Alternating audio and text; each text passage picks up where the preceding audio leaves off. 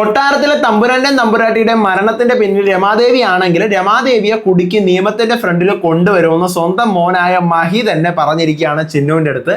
ശരിക്കും അത് കഥയുടെ ഭയങ്കര ഇമ്പോർട്ടൻ്റ് ആയിട്ടുള്ള ഒരു പാർട്ടാണ് കേട്ടോ. ഞാൻ ഇന്നലെ മെനിയാത്തൊക്കെ എപ്പിസോഡ് കണ്ടോണ്ടിരുന്നപ്പോൾ വിചാരിച്ചു അവസാനം രമാദേവിയാണ് ഇതെല്ലാം ചെയ്തത്, ഇതിനെല്ലാം ഓർഡർ കൊടുത്തതെന്ന് അറിയുമ്പോഴത്തേക്ക് എങ്ങനെയായിരിക്കും മഹിയുടെ പ്രതികരണം എന്നുള്ളത്. അപ്പം ആരായി കഴിഞ്ഞാലും തെറ്റ് ചെയ്തവർ ശിക്ഷിക്കപ്പെടണം എന്ന് തന്നെയാണ് മഹി പറയുന്നത്. അതെനിക്ക് ഭയങ്കര ഇഷ്ടപ്പെട്ടു. നമ്മൾ ഓഡിയൻസ് കാണാൻ കാത്തിരിക്കുന്ന ഒരു സാധനവും അത് തന്നെയാണ് അല്ലെ. തെറ്റ് ചെയ്തവർ ശിക്ഷിക്കപ്പെടണം എന്നൊരു സാധനം തന്നെ ഇന്നത്തെ എപ്പിസോഡിൽ കൊണ്ടുവന്നത് എനിക്കത് ഇഷ്ടപ്പെട്ടു. പിന്നെ നമ്മുടെ നരി മഹിയുടെ പിറകെയും സൂസന്റെ പിറകെയൊക്കെയാണ്. അവരെങ്ങനെങ്കിലും തട്ടാനുള്ള വേലയിലാണ് നരി നടക്കുന്നത്. ഐശ്വര്യലക്ഷ്മി പുതിയ നമ്പേഴ്സൊക്കെ ഇറക്കി ജയിലിലെ ശിവദാസനെ കാണാൻ വരെ പോയിട്ട് എന്തൊക്കെയോ ഇളകി ഉഴുതൊക്കെ മറിക്കുന്നുണ്ട്. ചന്ദ്രാമ്മ യഥാർത്ഥത്തിൽ ആരാണ്, ചന്ദ്രാമ്മയുടെ ഫാമിലി ബാക്ക്ഗ്രൗണ്ട്, ഭർത്താവ്, മക്കള് എന്നൊക്കെയുള്ള കാര്യങ്ങളൊക്കെ ചിന്നു അന്വേഷിക്കാനായിട്ട് തുടങ്ങുന്നുണ്ട്. രമാദേവി മിക്കവാറും കരണക്കുട്ടി നോക്കി പൊട്ടിക്കും. ഇന്ന് ചന്ദ്രലേഖയുടെ കരണക്കുട്ടിക്ക് കിട്ടിയിട്ടുണ്ട്. സീതയെ താങ്ങാൻ പോയി സപ്പോർട്ട് ചെയ്യാൻ പോയതിനാണ് കിട്ടിയത്. പിന്നെ ഓഫീസിലെ അധികമായിട്ടുള്ള അധികാരത്തിന്റെ ഭ്രാന്തമായ ഓരോ സാധനങ്ങൾ ഐശ്വര്യലക്ഷ്മി കാണിച്ചു കൂട്ടുന്നുണ്ട്. അപ്പോൾ വൈകിപ്പിക്കേണ്ട, തുടങ്ങാം ഇന്നത്തെ Chembarathi 2 episode 135 April 17 full episode review ആയിട്ടാണ് ഞാൻ വന്നിരിക്കുന്നത്. So welcome back to Moonlight Media Max. I'm Ansif. Video ആദ്യമായിട്ട് കാണുന്നവർ ചാനൽ സബ്സ്ക്രൈബ് ചെയ്യണം, ലൈക്ക് ചെയ്യണം, ഷെയർ ചെയ്യണം. നിങ്ങളുടെ അഭിപ്രായങ്ങൾ മസ്റ്റായിട്ട് താഴെ കമന്റ് ചെയ്യണം. ഇതുപോലത്തെ സീരിയലിന്റെ അപ്ഡേറ്റ്സിനും റിവ്യൂസിനും ഒക്കെ ആയിട്ട് ഇപ്പം തന്നെ നമ്മുടെ FB പേജും ഇൻസ്റ്റാ പേജും മറക്കാതെ ഫോളോയും ചെയ്യണം. വീഡിയോ ഹൈപ്പ് ചെയ്യാൻ മറന്നു പോകരുത്. ആക്ച്വലി ഇന്ന് ഞാൻ വീഡിയോസ് ഇത് കാണാൻ വേണ്ടി ഇരുന്നപ്പോൾ, ചെമ്പരത്തി കാണാൻ വേണ്ടി ഇരുന്നപ്പോഴാണ് നമ്മുടെ സീരിയൽ ആക്ടറായിട്ടുള്ള സിദ്ധാർത്ഥ വേണുഗോപാലിൻ്റെ മരണ വിവരം അറിഞ്ഞത്. ഭയങ്കര വിഷമമായിപ്പോയി എനിക്ക് അറിഞ്ഞപ്പോൾ. കാരണം എനിക്ക് ഭയങ്കര ഇഷ്ടമുള്ള ഒരു ആക്ടറായിരുന്നു പുള്ളി. എന്താ പറയേണ്ടതെന്ന് എനിക്ക് അറിഞ്ഞുകൂടാ. അത് സെപ്പറേറ്റ് ഒരു വീഡിയോ ആയിട്ട് ഞാൻ ഇടണോ വേണ്ടതെന്നൊക്കെ ഞാൻ കുറേ തവണ ആലോചിച്ചതാണ്. പക്ഷെ അത് വിറ്റ് കാശാക്കാൻ എനിക്ക് തീരെ താല്പര്യം ഉണ്ടായില്ല. അതുകൊണ്ടാണ് ഞാനത് ഇടാത്തത്. നിങ്ങൾക്ക് അറിയായിരിക്കും നമ്മുടെ കസ്തൂരിമാൻ സീരിയലിലെ സിദ്ധു എന്ന് പറയുന്ന ക്യാരക്ടറിന്റെ പിന്നെ അടിപൊളിയാണ് സിദ്ധു. യഥാർത്ഥ പേരും സിദ്ധു എന്ന് തന്നെയാണ്. അപ്പം സിദ്ധു ചെയ്തു വെച്ചത് എനിക്കൊന്നും പറയാനില്ല. നല്ല അടിപൊളി ഒരു ആക്ടറായിരുന്നു. എനിക്ക് കേട്ടപ്പോൾ തന്നെ ഞാൻ ഷോക്കായിപ്പോയി. ക്യാൻസർ ആയിരുന്നു 2 വർഷമായിട്ട്. ഭയങ്കര വിഷമമായി. അത് ഞാൻ ഇങ്ങനെ ആലോചിച്ചിരുന്ന എനിക്ക് ആ ഒരു മൈൻഡിൽ നിന്ന് വീഡിയോ ചെയ്യാൻ പറ്റില്ല. അപ്പോൾ കുറച്ചൊന്ന് മാറിയിട്ട് വന്ന് വീഡിയോ ചെയ്യാമെന്ന് വിചാരിച്ചുകൊണ്ടിരുന്നു. ഓക്കെ, അങ്ങനെ ഇന്നത്തെ ഫസ്റ്റ് സീൻ എന്ന് പറയുന്നത് ഐശ്വര്യ കമ്പനിയിലെ ഒരു ജോലിക്കാരിയെ പിരിച്ചു വിടുകയാണ്. എനിക്ക് നിങ്ങളെ കണ്ടിട്ട് ഇഷ്ടപ്പെട്ടില്ല. സോ നിങ്ങൾക്ക് ആരോട് ജോലി തന്നത്?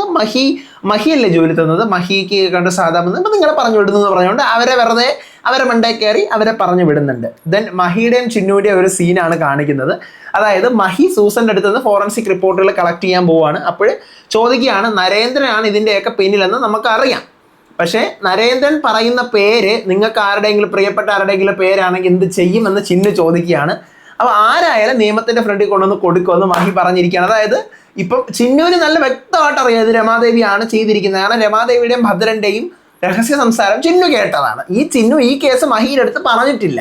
മഹി സ്വന്തം മോനാണെന്ന് ചിന്നുവിന് അറിയാമെങ്കിൽ ചിന്നു ഇത് പറയാതിരിക്കുന്നതിൽ കാര്യം ഉണ്ടായിരുന്നു. ഞാൻ പറഞ്ഞ മനസ്സിലായി. ഇപ്പം മഹി രമയുടെ മോനാണെന്ന് ചിന്നുവിന് അറിഞ്ഞൂടല്ലോ. അതിന് യഥാർത്ഥത്തിൽ പിന്നീട് എനിക്ക് ആദ്യമേ മനസ്സിലായത് തന്നെയാണ്. നിങ്ങൾ രമയുടെ മോൻ എന്നൊക്കെ പറയുമോ എന്തോ കണ്ടറിയാം. അപ്പോൾ ഇനി അതുകൊണ്ടാണോ മറച്ചു വെക്കുന്നതെന്നൊന്നും അറിയത്തില്ല. പക്ഷെ അങ്ങനെ ആയിക്കഴിഞ്ഞാൽ ട്വിസ്റ്റ് പൊളിച്ചാണ് കേട്ടോ. അവസാനം മഹി രമയുടെ മോനാണെന്ന് മഹി റിവീൽ ചെയ്യുന്ന ആ സമയത്ത് ഇതൊക്കെ എനിക്ക് പണ്ടേ അറിയാമായിരുന്നു എന്ന് ചിന്നു പറഞ്ഞു കഴിഞ്ഞാൽ അത് വേറെ ലെവലായിരുന്നു. ഇനിയിപ്പോൾ അതുകൊണ്ടാണോ മറച്ചു വെക്കുന്നതെന്ന് അറിയത്തില്ല. ചിലപ്പോൾ കണ്ടുപിടിച്ചിട്ടുണ്ടോ ഇവിടുത്തെ ഓരോ പോക്കും വരവൊക്കെ കാണുമ്പോഴത്തേക്കും. ഓക്കെ, അപ്പോൾ ആരായാലും കൊടുക്കുമെന്ന് മഹി പറയുവാണ്. എന്നിട്ട് സൂസന്റെ അടുത്തോട്ട് പോകുന്നുണ്ട്.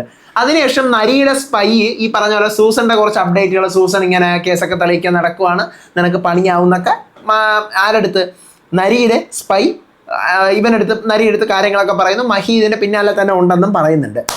അടുത്ത് പിന്നെയാണ് ഈ പറഞ്ഞ കണക്ക് ചന്ദ്രലേഖയുടെ മുഖത്ത് ജ്യൂസ് ഒഴിക്കുന്ന കേസ്. അത് വേറെ ഒന്നുമല്ല, ഈ രമാദേവി ചിന്നു LLBക്ക് പഠിക്കാൻ പോകുന്ന കാര്യം അറിഞ്ഞിട്ടുണ്ട്. അപ്പം സീതയെ വിളിച്ചിട്ട് നിന്റെ മോള് പഠിക്കാൻ പോണേക്കെ കൊള്ളാം, അപ്പം അതിന് പകരം നീ ഇവിടെ പണി ചെയ്യണമെന്ന് പറയുമ്പോഴത്തേക്ക് അയ്യോ ഇവർക്ക് വയ്യാത്തതല്ലേ, ഞാൻ പണി ചെയ്തോളാം, റെസ്റ്റ് എടുത്തോട്ടെ എന്ന് ചന്ദ്രലേഖ സപ്പോർട്ട് ചെയ്യുന്നതാണ് സാധനം. അത് ഒരു അടിപൊളി സീൻ. നീ ആരടി എന്നെ പഠിപ്പിക്കാനെന്ന് ചോദിച്ചുകൊണ്ട് ചന്ദ്രലേഖയുടെ മുഖത്ത് ജ്യൂസ് ഒഴിക്കുന്ന സാധനമാണത്. അതിനുശേഷം ജയിലിലെ ഒരു സീനാണ്. ജയിലിലെ ശിവദാസനെ കാണാൻ, ശിവദാസനും രാധാകൃഷ്ണനും സംസാരിച്ചുകൊണ്ടിരിക്കുന്നു. ശിവദാസനെ കാണാനായിട്ട് ഐശ്വര്യലക്ഷ്മി വരുന്നു. കുറേ നാട്ടക്കിൻ്റെ പൂരമാണ് അവിടെ നടക്കുന്നത്.